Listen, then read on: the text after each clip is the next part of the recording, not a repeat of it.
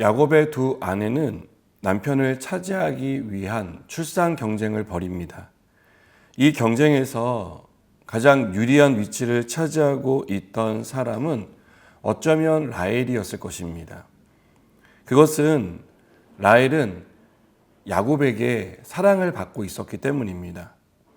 하지만 라헬에게는 또한 치명적인 약점이 있었습니다. 그것은 자녀를 낳지 못하는 것이었습니다. 고대 근동에서 자녀를 낳지 못하는 여자는 자신의 역할을 하지 못하는 사람으로 인식되었습니다. 남편의 사랑을 받았지만 아내로서 할 수 있는 일이 없었기에 라헬은 위축될 수밖에 없었습니다. 이 일로 인해 라헬은 큰 스트레스를 받습니다. 라헬은 남편에게 내게 자식을 낳게 하라며 그녀가 받고 있는 스트레스가 얼마나 심한지를 보여줍니다. 언니인 레아는 벌써 4명의 아들을 낳았는데 라헬은 단 1명도 낳지 못했으니 얼마나 압박감을 느꼈겠습니까? 야곱은 이런 라헬에게 그대를 임신하지 못하게 하시는 이는 하나님이시니 내가 하나님을 대신하겠느냐라고 말합니다. 아무리 원해도 얻을 수 없는 것이 있습니다. 라헬에게 그것은 자녀였습니다. 막무가내로 따졌지만 야곱은 라헬의 요구를 들어줄 수 없었습니다. 아무리 사랑한다고 한들 할 수 없는 일을 할 수 있다고 말할 수는 없는 것 아니겠습니까? 그러자 라헬은 자신의 시녀 비라를 주어 대리 출산을 합니다. 이것은 라헬이 할 수 있는 최선의 선택이었습니다. 이 일은 한동안 잠잠했던 출산 경쟁에 다시 불을 붙입니다. 언니 레아도 자신의 시녀 실바를 남편에게 주어 2 아들을 얻었고 자신도 2 아들을 더 낳게 됩니다. 이 과정에서 라헬은 더 큰 아픔을 떠안아야 했습니다. 시녀를 통해 대리 출산을 했지만 여전히 자신은 아이를 낳지 못했다는 분명한 사실을 직면해야 했기 때문입니다. 우리는 경쟁 사회를 살고 있습니다.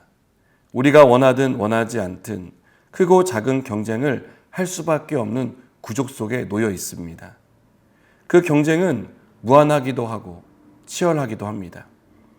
경쟁 속에서 살아남기 위해 최선을 다하지만 최선을 다한다고 해서 할 수 없는 일을 할 수 있게 되거나 얻을 수 없는 것을 얻을 수 있는 것은 아니라는 것을 우리는 잘 알고 있습니다.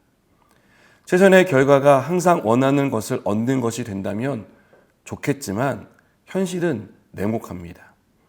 그래서 우리는 경쟁 상대와 비교하기도 하고 또 상대적인 박탈감을 느끼기도 합니다. 22절을 보면 하나님이 라헬을 생각하신지라 하나님이 그의 소원을 들으시고 그의 태를 여셨다라고 말씀합니다.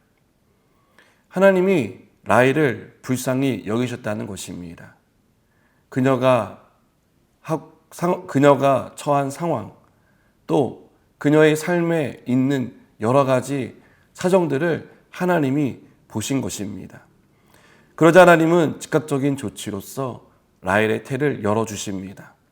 그것은 라헬의 소원이기도 했습니다. 하나님이 불쌍히 여겨주시고 긍휼히 여겨주시니 막힌 태가 열린 것입니다.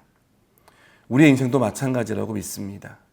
하나님이 불쌍히 여겨주셔야 합니다. 우리가 무언가를 잘했다고 내세우며 우리의 소원을 말한다고 해서 하나님은 그것을 들어주시지 않을 것입니다. 하나님이 불쌍히 여기시고 긍휼히 여기시는 은혜가 임할 때 하나님은 우리의 막힌 것, 닫힌 것을 열어주시는 은혜를 베풀어 주신다고 믿습니다. 마음의 소원을 이루어주시는 은혜를 입을 수 있는 것입니다.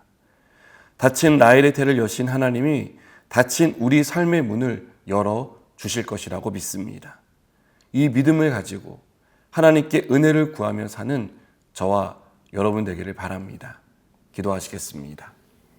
하나님이 열어주셔야 열립니다. 하나님이 들어주셔야 응답되는 줄 믿습니다. 그러기 위하여 하나님의 긍휼과 은혜가 필요합니다. 우리를 불쌍히 여겨주셔서 은혜를 베풀어 주시옵소서. 예수님의 이름으로 기도드립니다. 아멘.